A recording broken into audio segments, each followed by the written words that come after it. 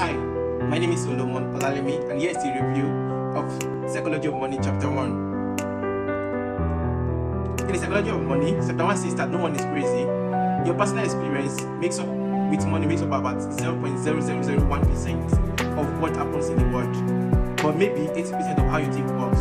So basically, the one is just about your personal experience with money determines how you think about what works in the world in regards to money, right? If you were in the year 1960, where you experienced there was a lot of capital investment into business, workflow was smooth, you are going to have an experience with spending money and not with savings.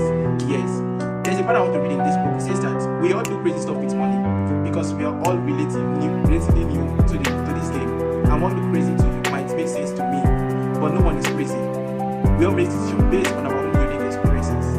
That seems to make sense to us in a given moment. If you want me to continue reviewing this book in a YouTube video, kindly comment 100 comments for the review of Psychology of Money. Thank you. See ya.